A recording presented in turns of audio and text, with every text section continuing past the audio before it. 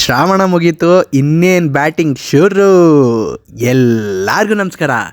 ಇವತ್ತಿನ ಸ್ಪೆಷಲ್ ಮಾಡೋಕ್ಕೆ ಒಂದು ಪಾತ್ರೆಯಲ್ಲಿ ಸಣ್ಣದಾಗಿ ಹೆಚ್ಚಿರುವಂಥ ಶುಂಠಿ, ಬೆಳ್ಳುಳ್ಳಿ, ಹಸಿಮೆಣಸಿನ್ಕಾಯಿ, ಖಾರದ ಪುಡಿ, ರುಚಿಗೆ ತಕ್ಕಷ್ಟು ಉಪ್ಪು, black pepper powder, white pepper powder, soya sauce, green chilli sauce, vinegar, ಶುಂಠಿ ಬೆಳ್ಳುಳ್ಳಿ ಪೇಸ್ಟ್, ಮೊಟ್ಟೆ ಸೇರಿಸಿ ಇದನ್ನು ನೀಟಾಗಿ ಮಿಕ್ಸ್ ಮಾಡಿಕೊಂಡು ಚಿಕನ್ ಲಾಲಿಪಾಪ್ ಪೀಸಸ್ನು ಸೇರಿಸಿ ನೀಟಾಗಿ ಮಿಕ್ಸ್ ಮಾಡಿಬಿಟ್ಟು ಇದನ್ನು ಒಂದು ಅರ್ಧ ಗಂಟೆ ನೆನೆಯೋಕ್ಕೆ ಸೈಡಲ್ಲಿ ಇಟ್ಬಿಡಿ.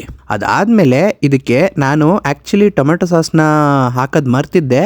ಅದನ್ನು ಸೇರಿಸ್ಕೊಂಡು ಒಟ್ಟಿಗೆ ಮೈದಾ, ಕಾರ್ನ್ಫ್ಲವರ್, ಒಂಚೂರು ಬೇಕಿಂಗ್ ಪೌಡರ್ ಹಾಕಿ ಚೆನ್ನಾಗಿ ಮಿಕ್ಸ್ ಮಾಡಿ ಒಂದು 5 ನಿಮಿಷ ವೆಯ್ಟ್ ಮಾಡಿ.